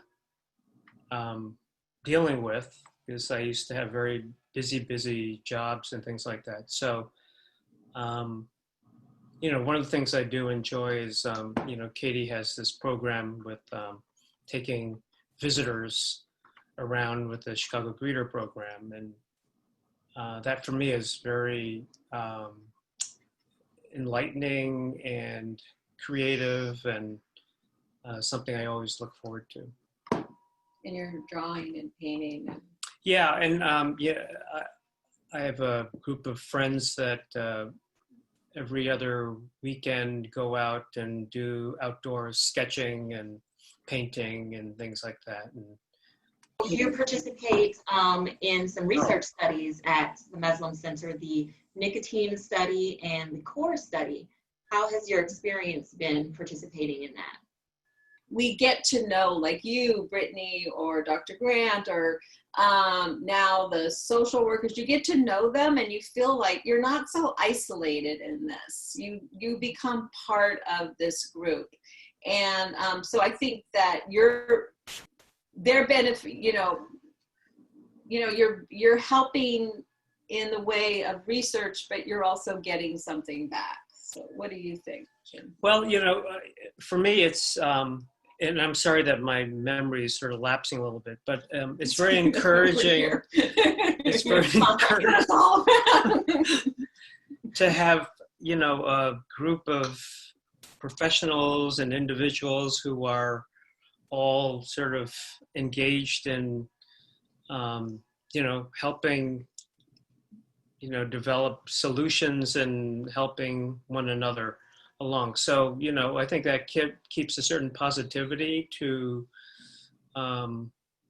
me, at least, so that I don't feel like I'm out there all alone or dealing with this. What advice would you give someone who's been recently diagnosed or to their caregivers? I think it's really important to communicate to friends, family, what's going on. I would encourage anyone to try to find an opportunity. Obviously, this is a very difficult time right now, but to try to interact with the right group of individuals and professionals who can help and, understand, the frequency of doing that helps give some guidance and some hope for the future. Thank you for participating in this interview, and also thank you for participating in research at our center, because you're very valuable to the research that we do. My name is Michaela. I'm a clinical research assistant at the Mesulam Center for Cognitive Neurology and Alzheimer's Disease. I participated in the Buddy program this past year, which is how I was introduced to Tom and Levi. And I've been lucky enough to get to know them over the past 10 months. And Tom has really become a great friend and mentor in my life. And I am so happy to have this really special relationship. So thank you both for being here today and for being on this panel. And if you both could introduce yourself, and Tom, if you could tell us the diagnosis that you have received. Sure, I'd be happy to. My name's Tom Doyle, and although you can't see it, I'm shaking a little bit because not only do I have dementia, but I also have Parkinson's. I was diagnosed by Dr. Mesulam about a year and a half ago, and I have Lewy body dementia with Parkinson's. Hi, I'm Levi Doyle. I'm Tom's husband. We've been together for 15 years and married 12. And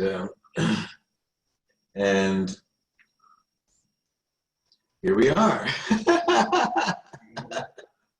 Thank you both. He's also a care partner. And I'm also his care partner, yes. Of course.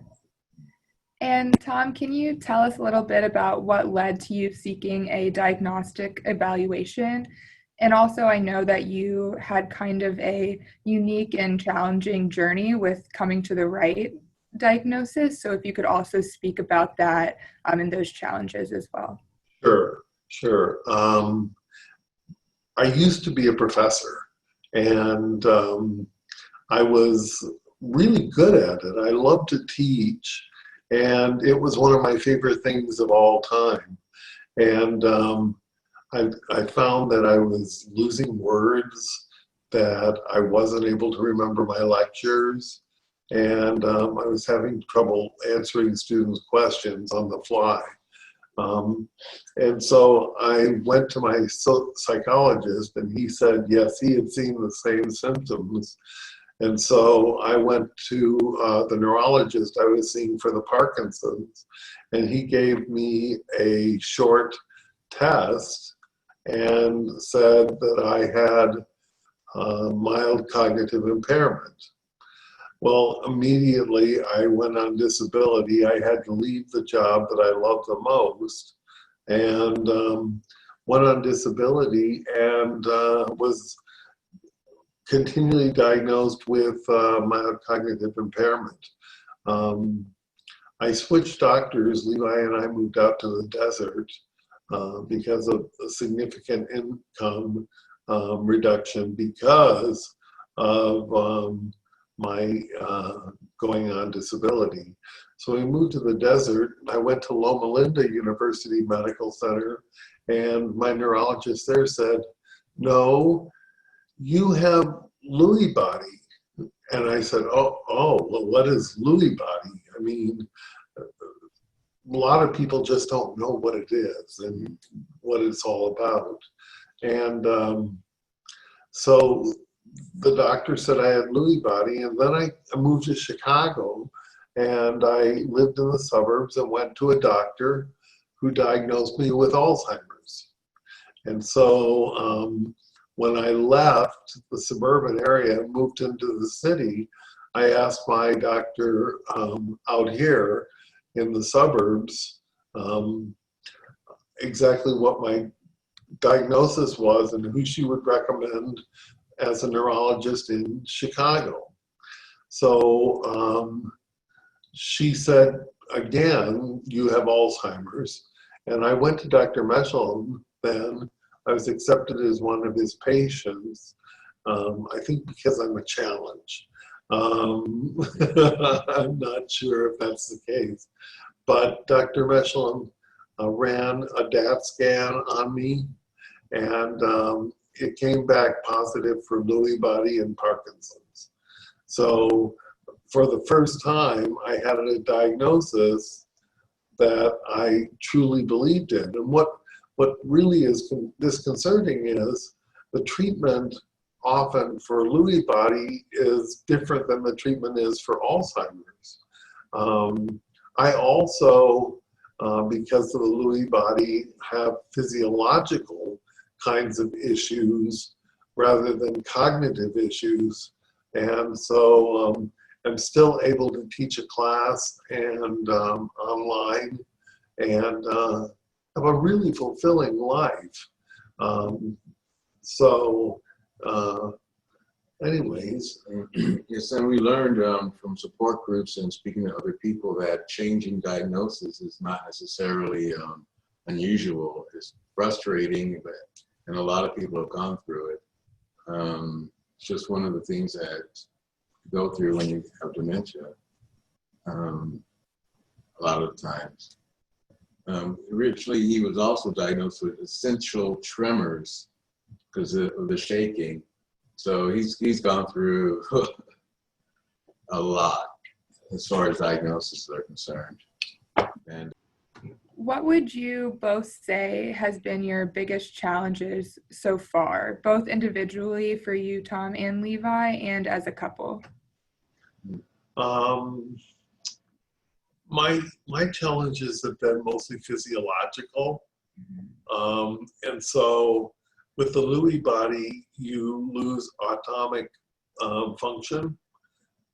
And with that, so you struggle with different symptoms in a person with Alzheimer's. You suffer from incontinence, visions, hallucinations, tremors, REM sleep disorder. And so those are the kinds of things. Swallowing is difficult at times. And so those are the things that I have to deal with. And that is a challenge. Just getting up in the morning is hard. And and sleeping is extremely erratic.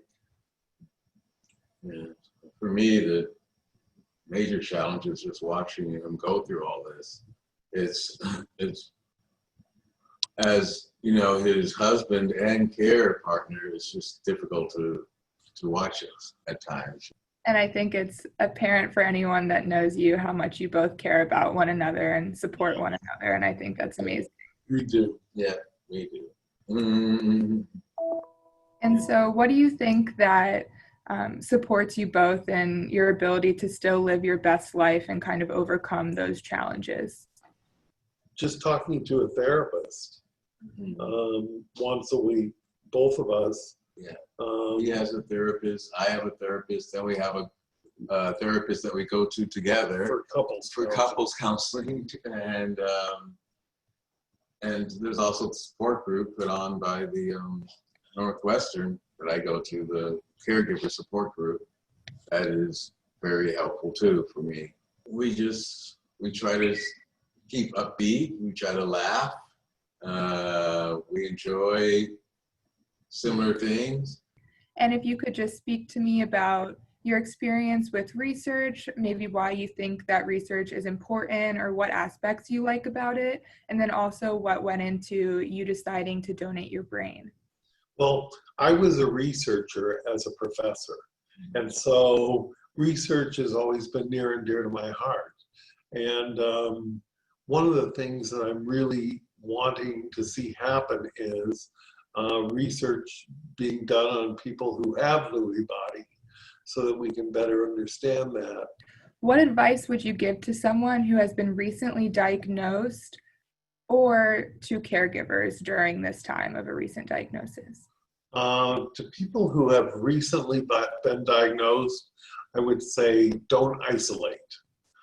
Isolation is something that we with dementia do often because we realize sometimes that we have struggles, and so we back ourselves into a corner and really don't get out there and socialize. I was so lonely the first year. I would like to thank both of you for being here, not only for being here today, but for, it seems like the two of you are always showing up and always, fighting for people with dementia and doing your part, not only taking initiative in your own care, but also trying to make it better for other people with the diagnosis and caregivers. So, you know that I look up to both of you so much, and I think everyone should. And I just like to thank you guys for being here. And a kudos to the Mesolimb Center. I've moved back out into the suburbs, and I still will go to the Mesolimb Center because I think it's the best.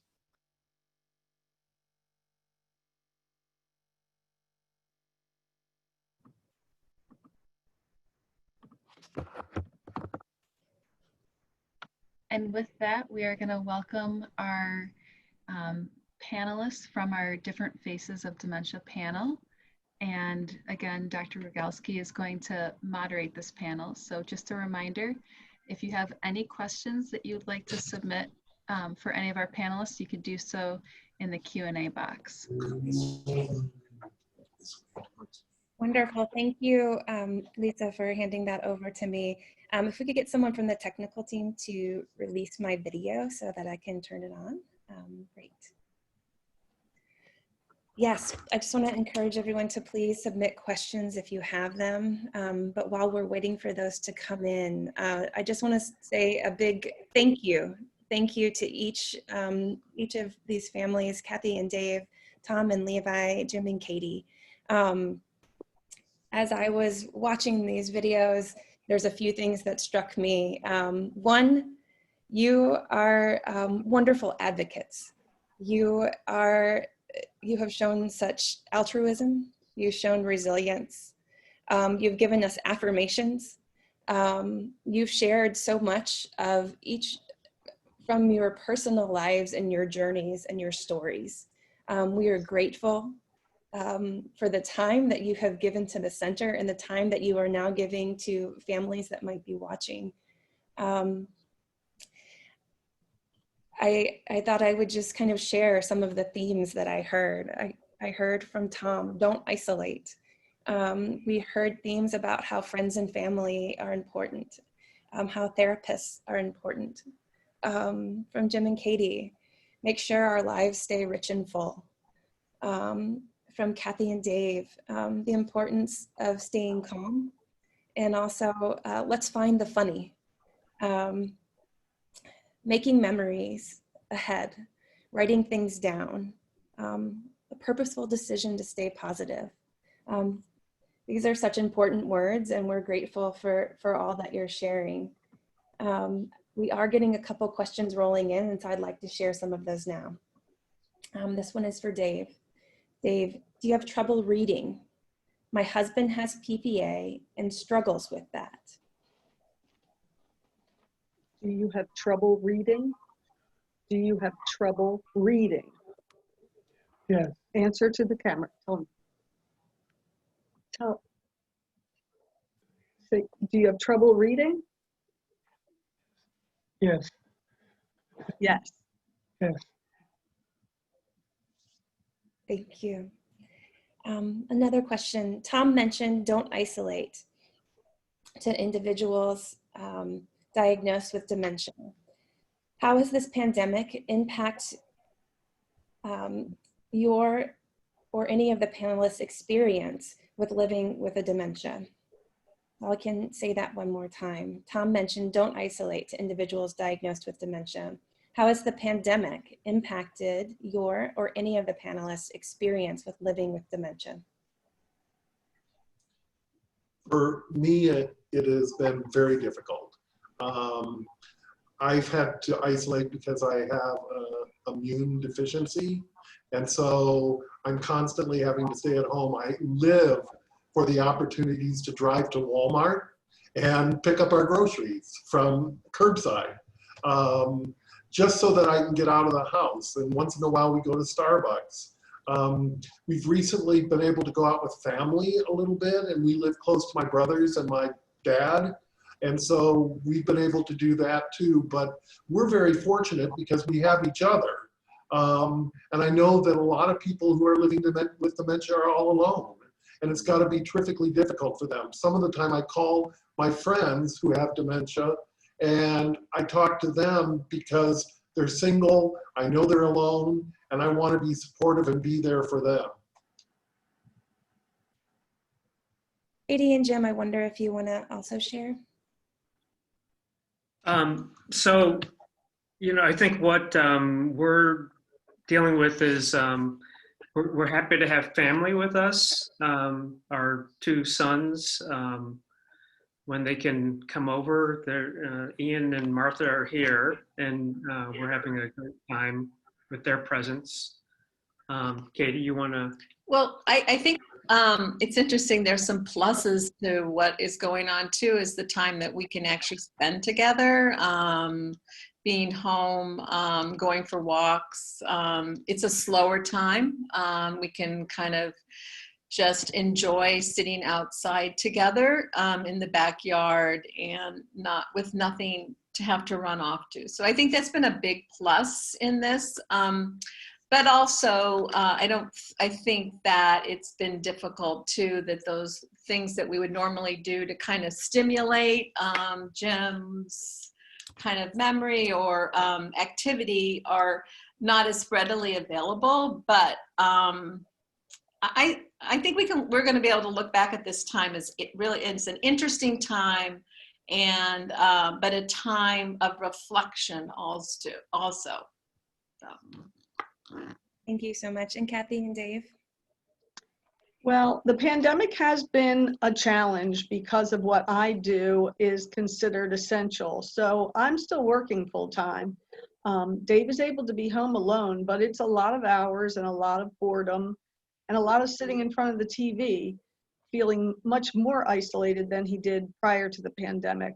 But we've been blessed with friends, especially one of Dave's good friends who comes over and grabs him and says, we're renovating a house and I need you to paint or polish floors or clean things. It's just wonderful. So those are the kind of things that make his day. And he's learned to be useful in other ways. He takes my mother to the grocery store and packs her groceries and takes her home and puts them all away. She has to do the driving, but he does all the heavy work and he really looks forward to that. So we try and find ways to get out without compromising his immune system to the virus. Thank you. We have another question for Kathy and Dave. My husband was just diagnosed with PPA within the year. My husband reminds me of Dave in that he has a great attitude and is very positive. I try to stay positive, but struggle with feeling sadness all the time. Kathy, did it take you a year or more to come to grips with the reality of the situation? You know, because it's dementia and it's always changing, I'm constantly coming to grips with the severity of the situation. Yes, it was a shock in the beginning. And so those first few years were really emotionally very hard. But that doesn't mean we don't have very emotional days, or that I struggle with the emotions regularly, you know, because of what he could do 2 weeks ago, he might not be able to do now. And every time there is something that's lost, it's devastating. So while we make a concerted effort to stay positive, you know, grief gets in the way once in a while, and sometimes you just gotta cry it out. Thank you, Kathy. I heard you, I heard the panelists talk about support groups and the importance of support groups and what they offer. I wonder if Katie and Jim or Tom and Levi want to comment on that anymore. Maybe start with Katie and Jim. Yeah, we participated last summer in the support group with those who are diagnosed in their care partners. It just happened to be in our group, it was spouses, you know, they were, I think, 12 married couples.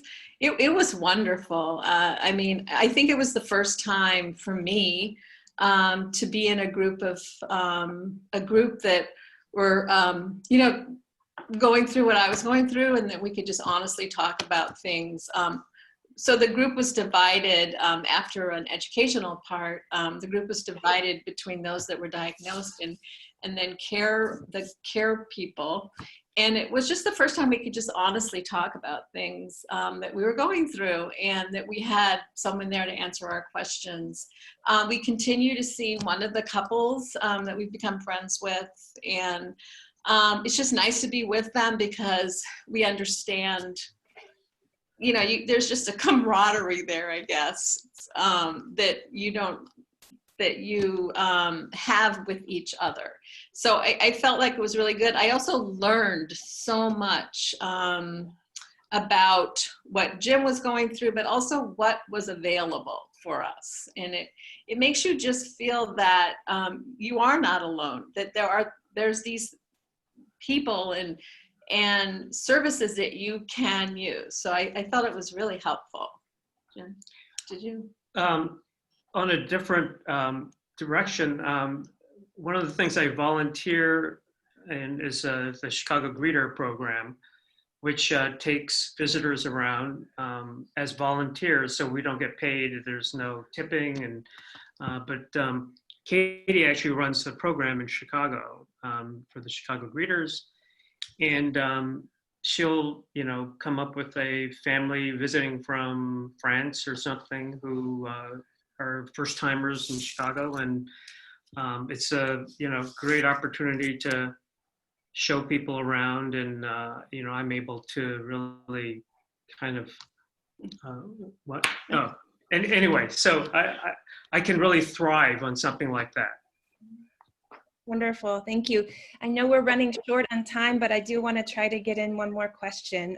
So maybe Tom and Levi, what is the most important thing for your close friends to do to best support you both?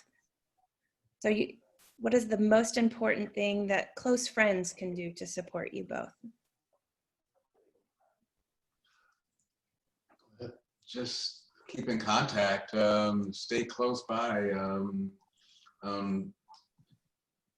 just be able to go out and do something with them every once in a while. It's really difficult right now because of the pandemic, but it's just knowing that they're there when we need them is important to me.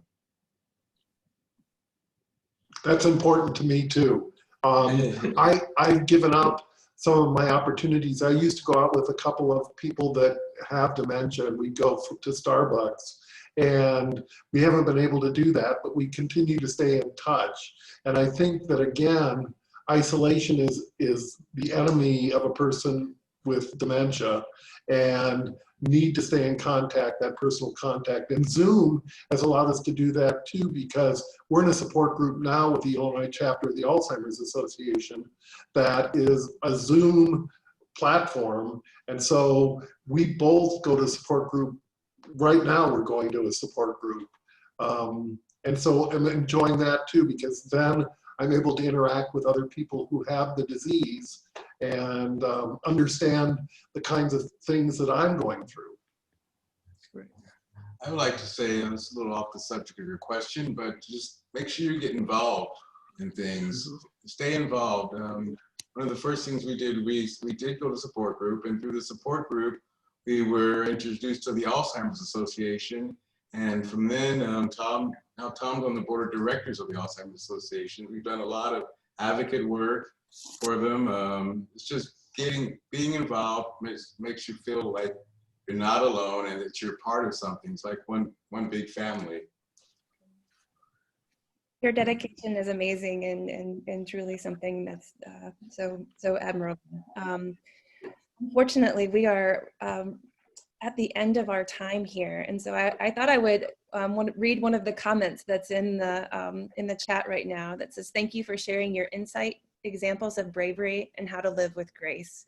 I think that sums up quite nicely the experiences that you shared here. I want to thank all of the attendees for coming today. We weren't able to see everyone's faces in person, and we certainly miss that. We miss seeing each and every one of you and sharing our experiences. But I think that this has been a remarkable opportunity to still feel like a community and at least come together. And this was really driven home by our different Faces of Dementia panel here at the end to highlight the community that is at the Mesulam Center and all of the reasons that we do the work we do. So I want to thank you very much for your time. And thank you again to all the attendees for joining us today for our 26th Annual Alzheimer Day and our very first virtual Alzheimer's Day. Thank you. And thank you. Thank you. You're very welcome. Thank you, Emily.